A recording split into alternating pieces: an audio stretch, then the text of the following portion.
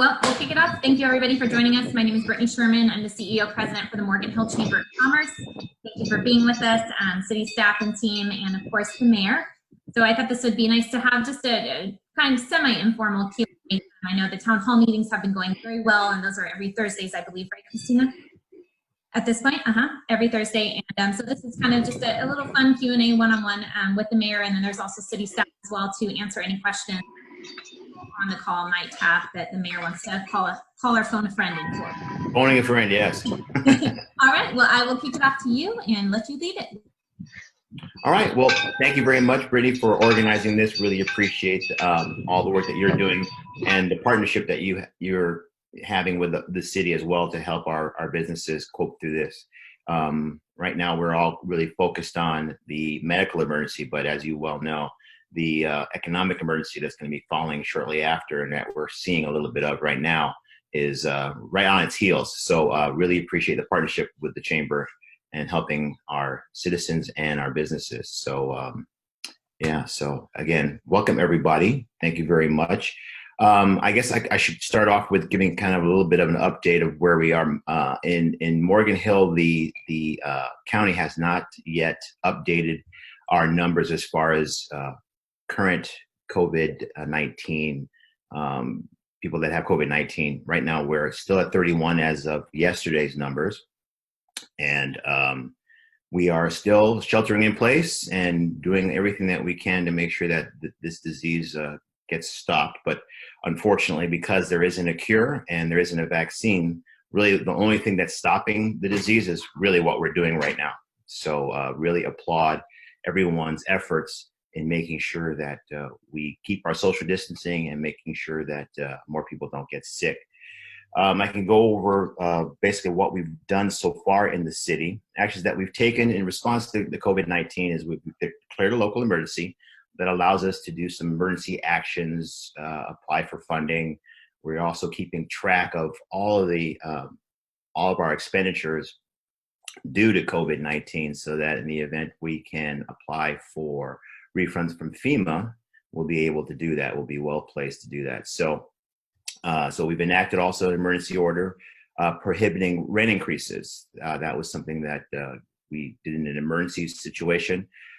We saw some rents going up that were exorbitant in this time. So we acted very quickly to make sure that that was stopped. We also provided guidance to local businesses on their shelter-in-place orders, just making sure that businesses follow what the guidelines that we were getting from the county health office. And then we're advocating for funds on all levels. We are a smaller city, so we don't get the immediate monies that are coming from the federal government. Because we're smaller, we get the money disseminated through the county. So we're also looking at ways to make sure that we're a little bit higher on the pecking order to make sure that we get our fair share. And then, of course, we're working with the county on the DePaul Center right now. They are in the midst of refurbishing the building. We're not quite sure exactly what their plans are yet to use the building. I'm not sure if they know exactly what they're going to use it for either, but they are currently in the works with that. And then it's going to be used as a testing site starting tomorrow. For Valley Health members and staff and individuals that don't have coverage, but it's on a referral basis only. So if you're part of that health network, then you can get referred and then you can be tested at that site. So more to come on that. And then, of course, I just talked about their rehabbing the hospital. Let's see, we create an update daily. If you need to get information, you can go to our website, where we update information on the COVID-19 response and any new information that's coming up, which it can change hourly. You can always go to our website. I also encourage you to go to the county website, sccgov.org. And then, let's see what else. And we also have a virtual information center. You may not get a live person, but we promise that we will answer your concerns within 24 hours. So please leave a message. And the number is 408-767-6404. And I realize I've got some people that don't have a pen handy. So before I end my opening remarks, I will repeat that number. And as far as what we're doing for our residents, we've been hosting weekly Zoom town halls, as Brittany mentioned. They're every Thursday at 5:30 to 6:30, and then we collaborate with regional partners in the community. As I thank Brittany again for the collaboration that we have with the chamber and other partners within our sphere of influence to again help us get through this. And then we created and manage a local list of food community resources available to the community. And then, of course, we've also been providing meals for our seniors. And then also the school district has been providing meals 5 days. For 5 days, they can pick them up once a week, but it's 5 meals or 5 days of meals, lunch and breakfast and lunch. And that the parents can come and pick up. I believe they're picking them up at Live Oak, and I'm not sure exactly which day it is, but the parents know. And then, of course, we're collaborating with Silicon Valley Strong and the Santa Clara County Emergency Operations Center, the EOC, that's my daughter. I don't know if you could hear that, to gather ideas, resources, volunteers, opportunities, and needs to create regional website for all Silicon Valley residents. So that's a little bit of some of the things that we're doing. I guess we'll go ahead and open it up for questions. And Brittany, are you going to facilitate the questions? Yes, I've asked everyone to please enter the questions in the chat box and then I can send them over to you. So I do have the first one here. The question is, have we done any analysis on the financial impact of COVID-19 on the city budget and plan for this year? Any plans to address changes to plans and programs? So, well, we are in the midst of doing that right now. In fact, our meeting on Wednesday will be getting a overview of the budget. But as I said, things are changing hourly, and we're just beginning to really realize the ramifications of the budget right now. Obviously, most of our budget comes from the sales tax and property taxes. We don't estimate that we're going to get we're not going to have changes in the property taxes right now. Where we're going to see the hit is in the sales tax. And right now it's just an estimate of what is the possible impact. But you can imagine no one's going out, no one's buying or only going to do essential shopping.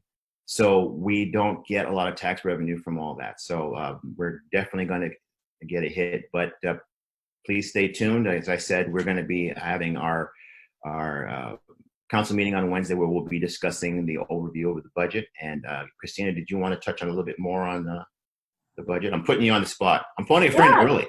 No worries at all. So last Friday we sent out our recommended budget, and so it's a lengthy document, and it's meant to be an introduction tomorrow. And so we're going to walk through the budget, just what is in those pages, and how some resourceful tips as individuals and the council is walking through and reviewing the budget. And so the budget it does reflect the revenue decreases that we're anticipating. Sales tax, as the mayor mentioned, as well as hotel tax, development revenue, recreation revenue.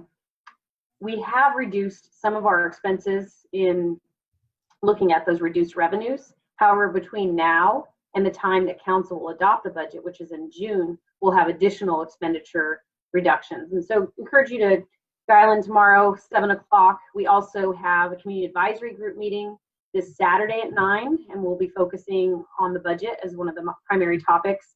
And then one great way for the community to engage is on April the 30th, on Thursday. We're going to do it at the time that we normally have been doing our town halls. So April the 30th at 5:30, we're going to have a community budget workshop where we're going to overview the budget and then have a way for the community to engage with us. And so that should be something that that the community should participate in. Either Christina or the mayor, what percentage of our income comes from sales tax? As opposed to the city's budget? So it's our number one revenue producer in our general fund. And so we're going to see over the next 2 years and 3 months a $4.8 million reduction right now. So it's a significant amount. And then that's followed property tax, hotel tax, and recreation revenue. Those are the other primary sources to the general fund. Thank you. See, next question we have, Is the city open to sign documents such as below market rate documents necessary to close home loans? I'll respond to that. As a matter of fact, I just got an email today about some documents that are ready, and so we're figuring out how to do that. For a lot of routine contracts, we are now using DocuSign, but there are documents that need to actually be notarized, and so we'll be signing those with ink. And so those that are deemed sort of essential and that need to be done, we will make sure that those get taken care of. Okay. Let's see, I had a question. I was looking at, somebody had sent me a picture of some protesters in Morgan Hill. So I know that's kind of now becoming a very widespread thing. Can you talk a little bit about, or I think I saw Chief Palsgrove on there, talk a little bit about, you know, the feel of how that went and if we expect more of that or less? Well, I'm sure that the chief will want to talk more about it, but of course, you know, people have the right to exercise their First Amendment rights. However, we do have to maintain our social distancing. So we do have to make sure that they're following the guidelines that's set forth by the health county health office. But all I can say about that to the protesters is that we don't have the vaccine. We don't have anything other than what we're currently doing with the social distancing to combat this disease. So until we do have a treatment, this is really the only way that we can make sure that we don't get sick. So I completely understand where people are coming from. They don't want to stay in their houses anymore. Some maybe small business owners that really are scared. I mean, this is a very scary time. This is something that this country's never been through. We've never shut down commerce, which is really what we're doing. So I completely understand where the protesters are coming from. I understand what they're fighting for, but understand what we're fighting for as the city government and as our residents that are following the social guidelines of social distancing, is that we're trying to make sure that we are all safe. And that's really the main focus in this. We're not trying to be punitive. We're not trying to hurt anybody. This is something that we're doing to make sure that we all can get through this on the other side in a normal fashion.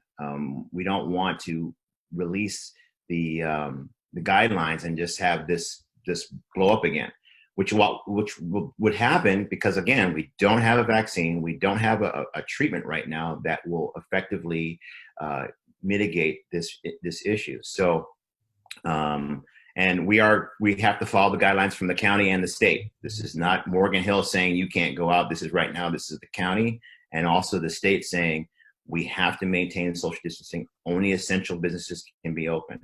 But I want all our residents to know and our businesses to know that we are working diligently to make sure that we can come through this with as little damage as possible. Again, anything that I can say right now is speculation. We don't really know what's going to happen at the end of this. We're hoping that the federal government will put forth the federal the loans for businesses, for small businesses, part 2. I know that they're working on that right now. So you know, I'm hopeful that will come through in a timely fashion. And I did forget to mention that we're also coordinating business resiliency roundtables. We've had 2 already. Again, these are things that we're doing as a city to make sure that we can help get the information out to our small businesses, to make sure that they have the information that they need so that they can maintain their payroll, that they can become viable, so that when we do release the social distancing guidelines, that they can be able to come up and running and still be open their doors. So I don't know if the chief wanted to talk about specifically about the protesters and what we're doing there with the protesters. Morning, Chief. Good morning. Yes, the governor stated on Saturday that people still have a right to protest. And so we've gone out and contacted the protesters based on the number of complaints that we've received and asked them for their cooperation in maintaining social distancing. And they've complied with our request. And so we are monitoring the situation, but there's no need to enforce it at this time. Thank you. Chief Pelsgrove, while I have you on the line real quick, have we experienced or any of the businesses experienced an increase in break-ins or theft or anything since they've been closed? Or We have had a rash of burglaries to convenience stores specific to lottery thefts, but not an increase of commercial burgs to businesses, local businesses that have been closed. Great, thank you. Mhm. All right, next question from the group. Domestic abuse and child abuse have increased while sheltering in place and are likely to continue increasing afterwards. Does the city have any extra resources for addressing emotional and mental health and prevention of violence when we are no longer sheltering in place? Well, I know that we, again, rely heavily on our partners, and the Community Solutions is one of our partners that we work hand in hand with, and also our police department as well. This is a tough thing, because if you are in a situation where you are facing domestic abuse, being kept at home with your abuser is one of the worst things that I can imagine. But there are organizations and groups out there that you can avail yourselves of. Please call if you're in that situation. Please call. Don't think that you have to stay there in that situation. Please call Community Solutions or try and get some help, because we're here to help you. So, but yeah, that's a tough one. That is really a tough one. I don't know if anybody else wanted to make any other comments on that regard. We've just compiled some of the resources that are out there that the county is providing, Community Solutions is providing, and just sharing those resources. And the county also, has a wealth of information on their website. We're very cognizant that mental health is a serious issue, even in South County and different areas of our county. And so this really does, in some ways, make it even worse. And so there are additional resources that are available for people right now that do need help. Great, thank you. I guess next question would be, Christina, as you kind of outlined, sales tax was up there as far as funds for the general fund, and you also mentioned that recreation was up there. Can you talk, because I especially am in the event planning business and all of that, and we just have no idea what's going to happen with that. Can you tell us kind of about the steps for the recreation side that the city is taking, the recreation center, the aquatic center, CRC, that kind of stuff? Sure. So recreation is is taking a significant reduction. I'm looking for the specific numbers right now to share, and I did share under the comments that sales tax for fiscal year 2021 is about 20% of total general fund revenues. I think that question was specifically asked. Yeah. So by way of recreation revenue, so we're they say in economics, in the long run, all costs are variable, but in the short term they're not, and so we have quite a few costs that that we're incurring, even having the doors closed to our recreation facilities. But we have taken significant steps in trying to reduce some of those expenditures. So our part-time temporary teammates that are in our recreation programs right now are not working, and there is funding for them through unemployment. Now, above and beyond just our recreation facilities and gym membership and aquatics, we have facility rentals, and that's a pretty big number. And right now there are no events, and so the shelter in place at some point, I'll just say soon, whether that means a couple weeks or several weeks, is going to be lifted. But as we all have kind of seen and suspect, we're not going to go back to business as usual, and so there's going to be restrictions, sort of like how they were right leading up into the shelter in place, where no more than a certain number of people are going to allow to be gathered, and in restaurants, tables are going to have to be spread out, and so our recreation team is looking at what does that mean for our programs, what does it mean for summer recreation programs, and we have many innovative teammates on board. And one of the things that we did is we now offer virtual classes, for both existing members and for just members of the community that aren't currently members, and so that's a way to keep people engaged. I did notice that Chris is on. He may want to add any sort of additional information to what I've shared. Just in general for, oh, I lost my, shoot. Totally gone. Sorry, can you guys hear me? Yeah. Yeah. My screen just went totally blank, sorry. But you're still there. Sorry, I was on Zoom. I would just say that, you know, that the short-term revenue loss is big, and it's approaching like $1 million depending on the opening time. But then the long-term revenue loss, that's going to be, it's just unknown, because even if, like Christina said, we can open our facilities just like you're experiencing, Brittany, what are the trends that people are going to follow when we reopen? What are the new requirements that generate additional expenses that we're going to have to operate recreation facilities or host events? Those are going to be, they're going to be different, and they're going to be increasing. And then the trend, are people going to want to come use a fitness center? Are they going to want to take a class? Or they want their kids to participate in group programs? So it's really hugely unknown. So what we're really trying to do is kind of anticipate some of what the new normal is and start planning for that, because we're not going to come out of the box operating the exact same way we have, as I know many businesses are. So it's going to be almost a fresh start, which is scary, but there's opportunities tied to that as well.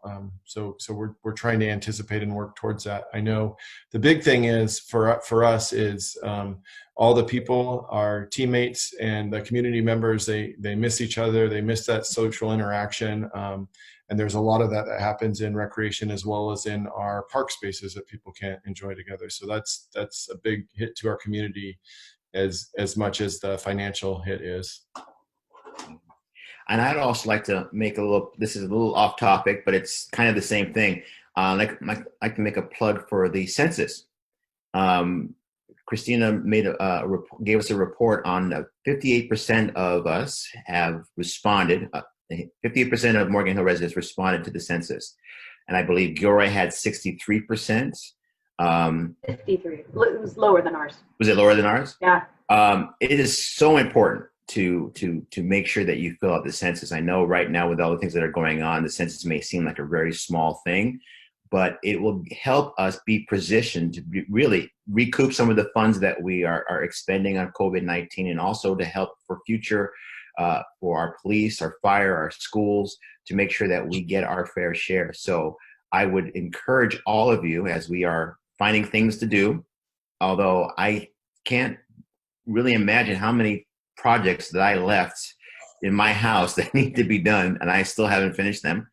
But please go and fill out your census. It's really important to make sure that everyone's counted, that we get our fair share of federal funds. I mean, just to be perfectly honest, it's really to get funding, to make sure that we're counted. Also, let's step up and do what we did when we had another emergency, when we had the drought. Morgan Hill residents saved more water than any city in the county. Of the 15 cities in Santa Clara County, Morgan Hill residents had a bigger percentage of water savings than anyone. So we know how to step up in an emergency. So I believe Palo Alto has the highest return on the census. They had 70%. So I know we can beat Palo Alto. So I would ask everyone, if you haven't filled out the census, please do so, and then put it on your social media to your friends, that they also fill out the census, because it is important. Great, thank you. That's also a good segue into the next question we had, or I guess just not really a question, comment. Let's discuss options and ideas on how we can all contribute to boost city funds once the shelter in place is listed. If you have any ideas on how we could take actions or help boost the revenue, please share. So I think the census is a perfect example of that. But if anybody else, any of the other team members have anything they want to throw in there. Talk up our recreation programs, shop local, spend your sales tax dollars in Morgan Hill, fill up your gas tank in Morgan Hill, encourage people to come visit you, have them not stay with you, but stay at our hotels. And I know Edith wants to say something. Thank you, everybody. So absolutely what Christina said, to the extent that we can shop local, every purchase makes a difference for the businesses. So in addition to that, what we think about from the economic development side is the projects. We were on a pretty good pace, being able to attract a range of industrial and commercial projects. I don't know what's going to be the fate of those projects. Those developers were at various stages of their projects, whether it was at the early stage or already moving dirt. But certainly a lot of things are going to be in flux, even for the developers. The hotel downtown, is funding and financing going to be available for the project to move forward? One thing that is somewhat exciting is that, to the extent that a project was already physically moving dirt, you have a better chance of seeing the project move forward. But we have also seen projects that were completely entitled with full entitlements from the city, but then they didn't happen, like the McCraney project on 2nd and Monterey. So I think that grounding ourselves with the economic blueprint, one of the things that we try to achieve is a good balance between housing and commercial industrial development, making sure that there's enough jobs, making sure that our income for the city is diversified, right? So that when there is a slowdown, that have other revenue sources coming in. So I'm hopeful that our projects, at least the ones that were in the pipeline, can move forward, and I think that would help with some of that income. While we're talking about developers, I can talk about the support that we are giving for our businesses and our developers. I touched on the resiliency roundtables for our businesses, but we're also providing information to businesses and employees affected by the COVID-19 through our dedicated webpage. And then we're sharing key relevant COVID-19 information to our businesses. We're also deployed a business impact survey that was emailed and mailed to all businesses. And then we relaxed our on-street parking regulations so that businesses can avail themselves of the pickup to go, so that people don't have to worry about not being able to park in front of businesses. So we've relaxed those. And then, of course, as I mentioned earlier, we're working with the Chamber and the Downtown Association and Visit Morgan Hill to support our businesses. And as far as the development community, we've coordinated with the development community to determine construction eligibility, set up virtual planner on duty to respond to emails and phone calls. We've also set up a virtual application process to accept planning, building, and land development engineering applications via email. And we've also established an electronic systems for stamping plans, issuing permits, and accepting fees.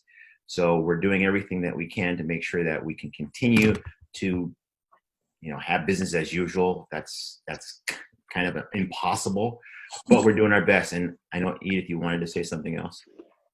Thank you, Mr. Mayor. Just one more thing. I don't know if Krista's on the call right now, but from the Visit Morgan Hill, from the tourism side, the hotels are the ones that are one of the industries that is the most impacted.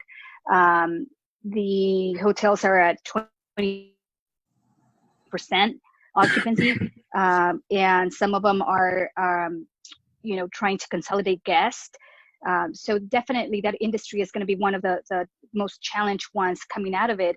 But from the Visit Morgan Hill side, Krista, the executive director, is running full steam ahead to advance the strategic plan and the branding. And our hope is that in a couple months out, when people are able to get out and about, that we in South County will be ready with a brand, with a campaign to invite people to come and visit our wineries, our hotels. So the work is getting done right now. And hopefully, people might not be ready to hop in a plane and take a vacation outside, but we need to be ready to say our businesses are open, and that work is underway. Thank you, Mr. Mayor. Welcome. Anybody else want to jump in on that, or we feel good? Good? Okay. The next one we have is, again, kind of more of a comment. COVID-19 has spiked Morgan Hill consumer complaints. You can file a complaint at thebbb.org and report scammers at scamtracker.org. Please help warn other businesses and residents in our local Morgan Hill community about scams. Perhaps this may be one directed more towards Maureen. I don't know if you've received any complaints from the residents or businesses about that.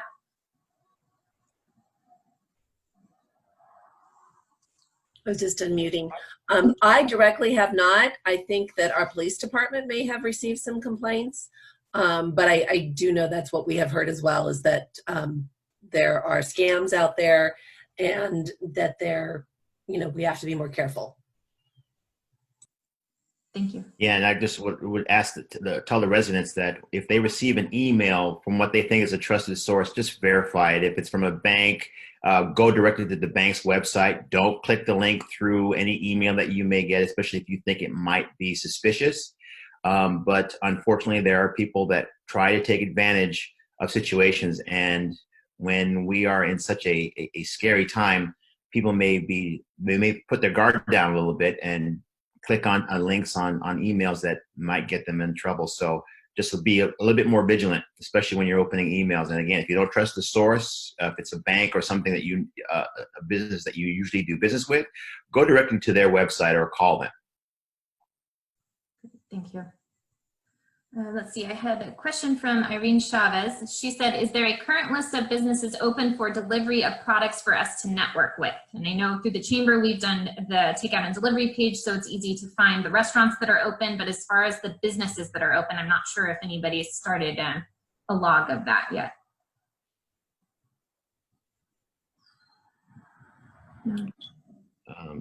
Edith, do we have a log of businesses that are? That's a really good question. We have internally, as we've been communicating with the businesses, kind of getting a sense of who's open, and it continues to be in flux, right? Because especially some companies are learning the components that they can, or the departments or parts of their work that can remain open. But definitely great idea, Irene. To see that you're on the call, we'll definitely add that to our list and see if we can start populating that and sharing that with the community. I mean, I think most of, especially looking back on the business impact survey, a lot of the respondents, those that have remained open, than most of our manufacturing companies, I would say, just in general, right, Edith? It's it's still kind of hard to figure out, especially also, when we're thinking about the businesses that can stay open, we have a very clear list of what are the uses that are supposed to stay open, right? And that is directed by the county. Where it gets a little fussy, so most of the people here are not going to be doing business with another manufacturing company for the most part. Maybe Kaiser, if they wanted to kind of find out if somebody was producing masks or something else, in which case we do know of a local company that is open and is able to provide some of those products. But for the majority of the community, they're going to be more like smaller businesses, right? And then it gets a little fuzzy where some businesses may be doing online sales and some businesses may be functioning that way.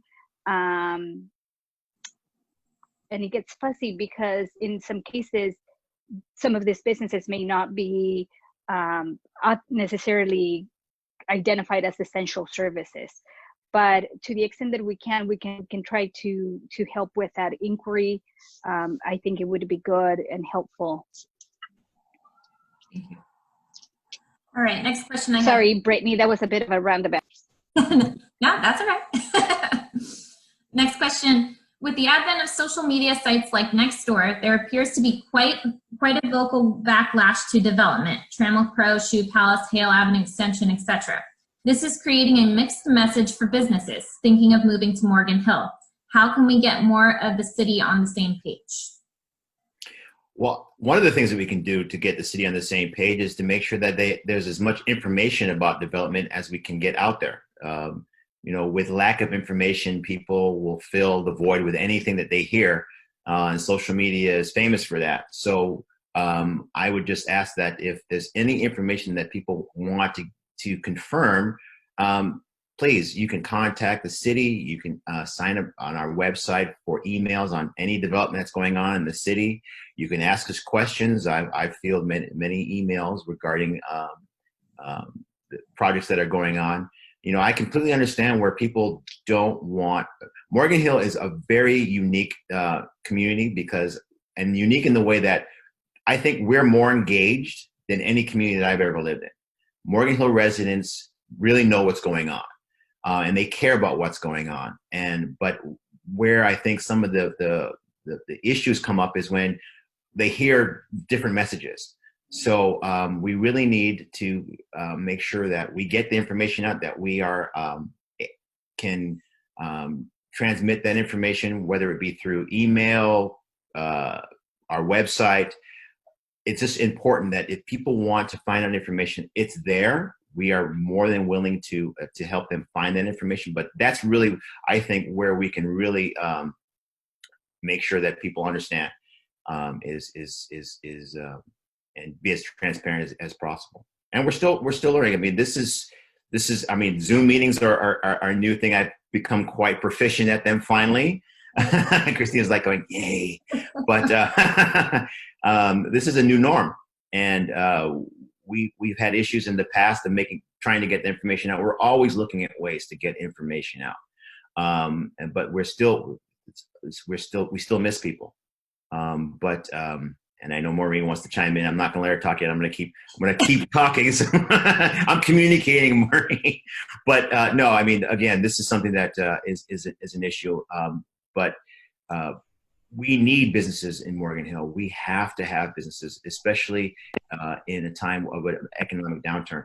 And I know Edith wants to talk about that too. So I'll stop talking. I'll let Maureen and Edith come in and give their opinion as well.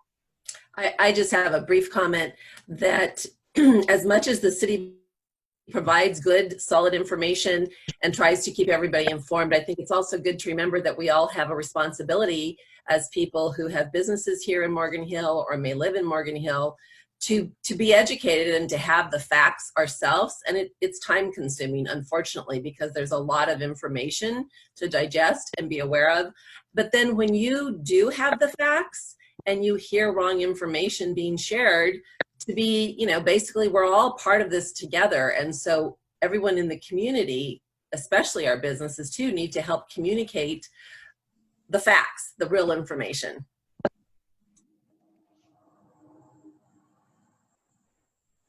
Edith, did you want to jump in? Sure. Thank you. I'm so mortified every time I turn on my camera. I know that somebody's going to walk in. I'm going to lock the door. It's the new life here. So I really appreciate the question. I think that one of the challenges, one of the opportunities that I've seen here in this community, we have been able to attract a really good amount of development to the community, of new investment.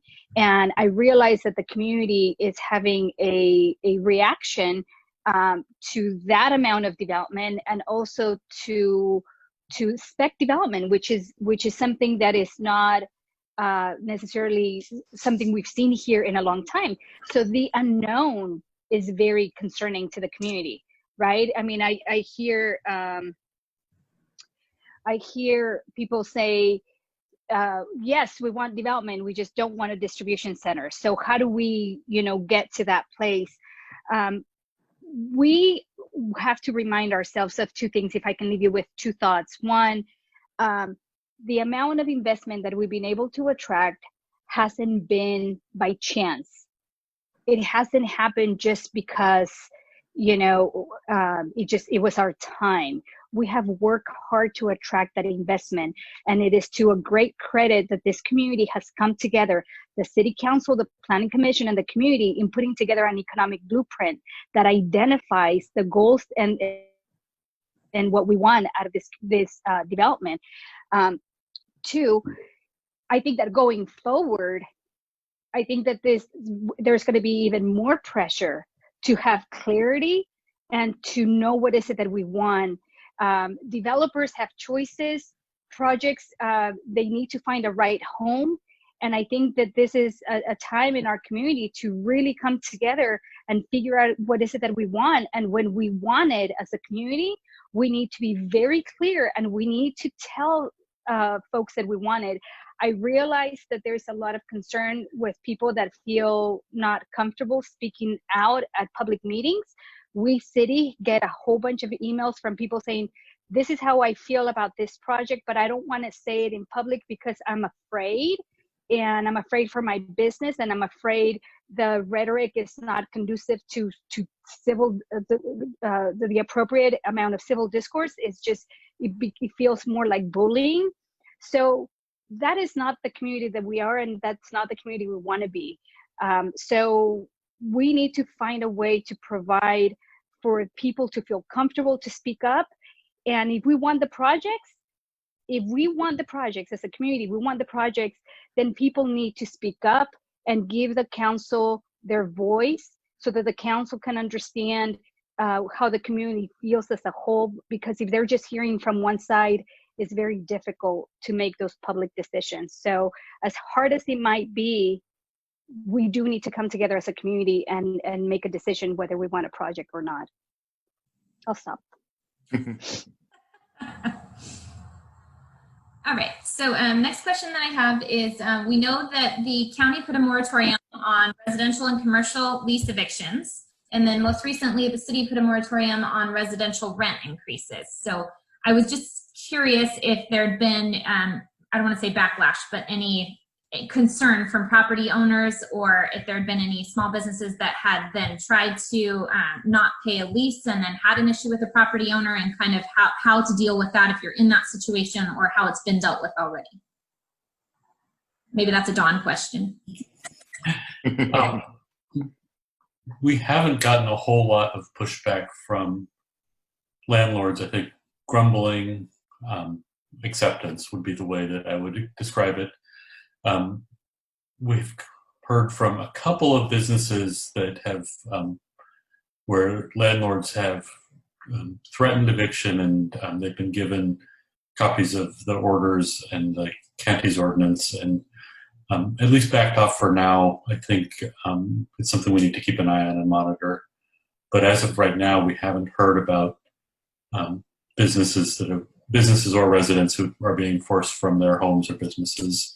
And we haven't, and the few rent increases we've heard of about those landlords have decided to delay those increases until after the emergency is over.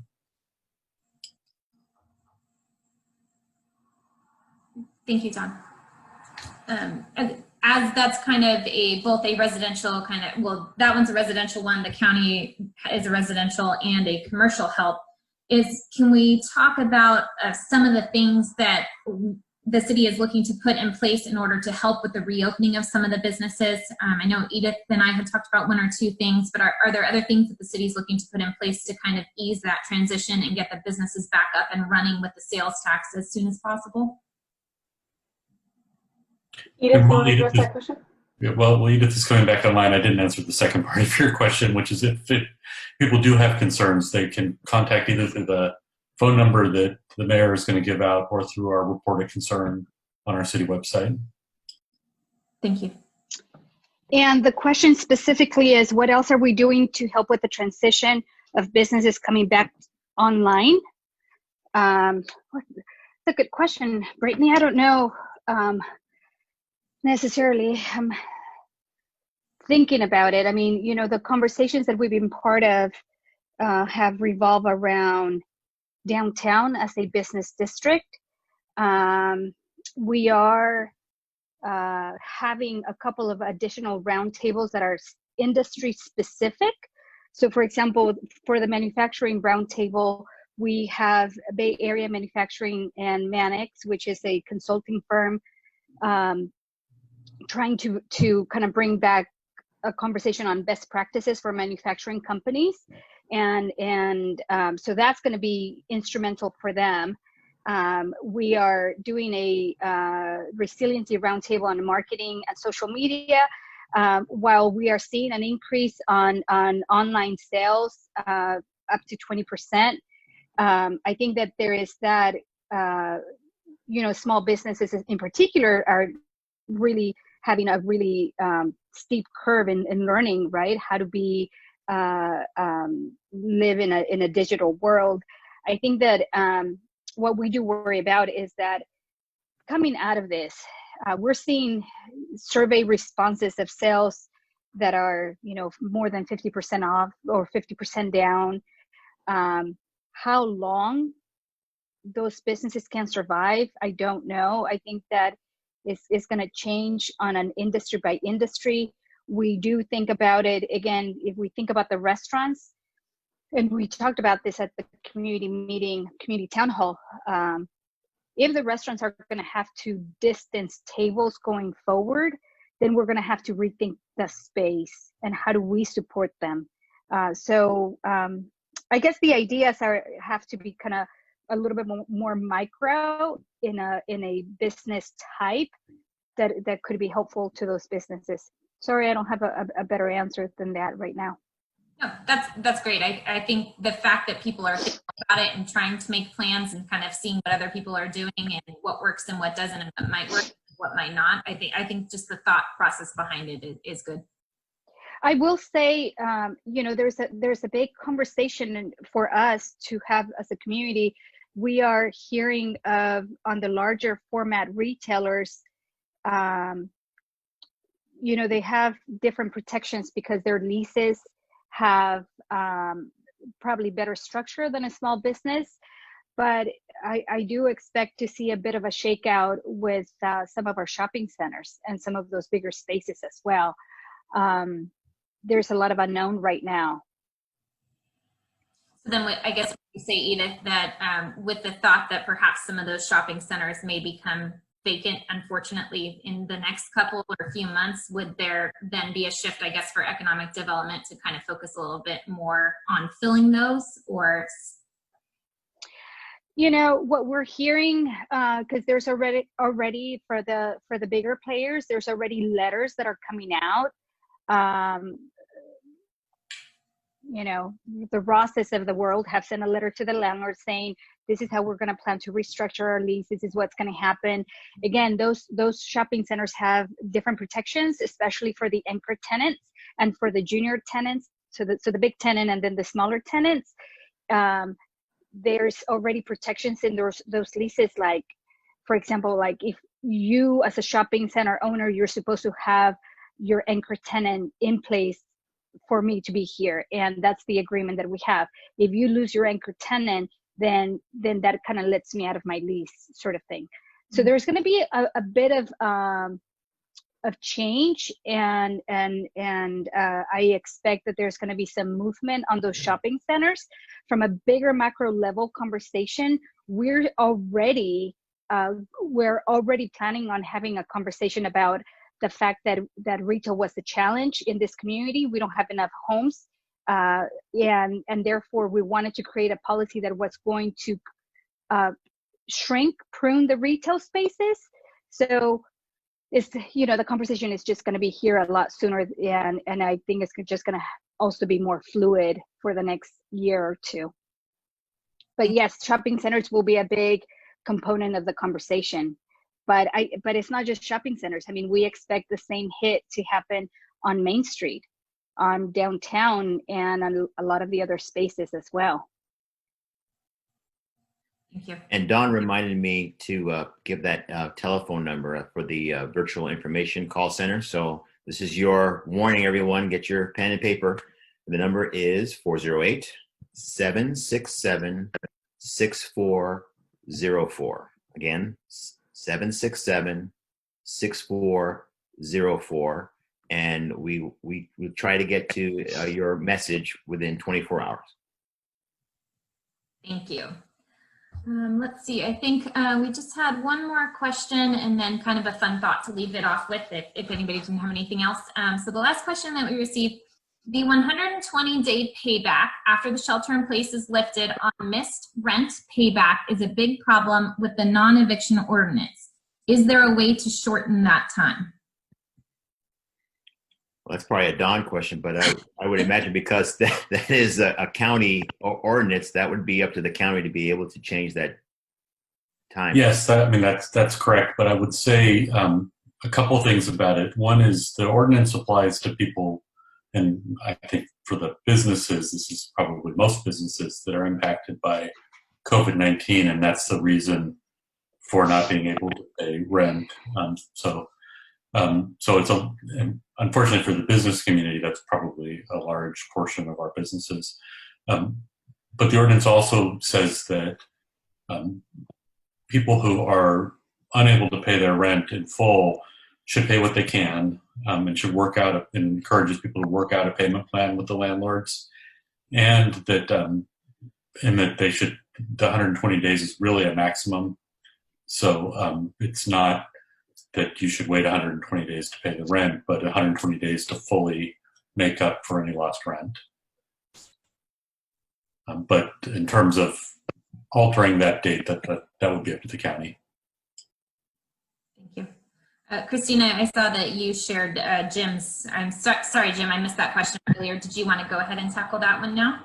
Yeah, I'm not sure that he's with us. I just see a picture and not him in front of it. And so maybe I'm going to need to follow up with him. I saw that question come about. It's a very difficult question, so it'd be easy to just pass over it right now, but I think it's a very, very, very important question. And so I do want to just make a few comments on it. That question is exactly what we are trying to determine right now. To what extent do we use some of our reserves to help us with the situation that we find ourselves in? We have this $12 million approximation right now over the next couple of years of what COVID's going to do to our budget situation. Now, tomorrow night, we're going to show charts that, show if we were to just kind of continue going, we are going to run out of money, and so it doesn't happen right away in the general fund. But it's not doable to just say, okay, let's ride the wave, and go business as usual from a spending standpoint. It's clear that we have to do something. But I would say that yes, to some extent, we are right now using our reserves, to get through some of this. Now, I want to say that we started this fiscal year with about $18 million in our general fund reserve, and that is above the 25% benchmark. That's the level of reserve that we strive for, and then the minimum reserve is 15%. Now, with that said, when we talk about those numbers, I always like to remind people that doesn't take into account what's not programmed into our budget, expenditures that are not are not in the forecast. So, before all of this, we were talking about a $7 million number of unfunded needs. And so, what is that $7 million? Well, we had public safety master plans done for police and fire. It shows we need more staffing for police. We need to staff a third fire station. We have building maintenance, pavement rehab, getting rid of potholes, street maintenance. And then, of course, we lost our residential development control system because of SB 330 in the state. And so that's $1 million each year that we're no longer going to get. And that's part of the $7 million. So when you take into account all of that, and COVID, it is clear that we are going to have to adjust some of our expenditures. We've done some of that, as I mentioned, in our recommended budget, and we're going to be doing more of that, before council adopts the budget in June. And so then, really the question then goes back to what extent, do we use some of the reserves to weather through some of this? Because as Jim points out, that is why cities have a reserve. I mean, we are fortunate to have a reserve more than our minimum, but once again, we have these unfunded needs. And so that's what we're working on right now in bringing recommendations to our city council. And so that's what I wanted to share on that right now, Brittany. Thank you. Thank you. All right, and if anybody has last call for questions, I don't see anything else coming through at this time. So it's any other comments from Mayor, Christina, Dawn, Edith, Maureen, anybody? Come join us for the council meeting tomorrow, and then the workshops coming up April 30th and May 15th. And I'll just close by saying how proud I am of our neighbors. This city responds so well to emergencies. And I just want to really thank everyone for all the sacrifice that they're making for the betterment of not only our city, but also the county and our community that we all live in. It's so nice to see people out walking the dogs and keeping our social distance, but saying hi, and seeing so many people out just, trying to cope with the issues that are before us. But again, I want to thank everyone for their sacrifice, and I want to remind everyone to stay safe, stay healthy, and stay home. Perfect. And closing, we had another comment from Irene Chavez. She said, Mayor, now is a great time to place positive Morgan Hill messaging throughout the city. She suggested, believe in Morgan Hill cares for you. I've seen a couple other cities doing this. Los Gatos, I believe, is We Got This LG. Carmel's fun one, that's Carmel Tides, something of that nature. So we've seen kind of a lot of these cities trying a rally cry, I guess, if you will. I know Councilmember Spring has done a great job with the Morgan Hill Rocks, and that's been really fun and well received. So I was just wondering, do we have a message like that? Do we have a rally cry that the city's been working on? Maureen has been working with each of us when we do our videos, and it's about, we are here for you. We will get through this together, Morgan Hill. Great, thank you. And that's a very important point too, is that you're not alone. We are working through this together. We are a team. We call each other teammates within the city, and we have to work as a team together. So yeah, you are not alone. We're in this all together.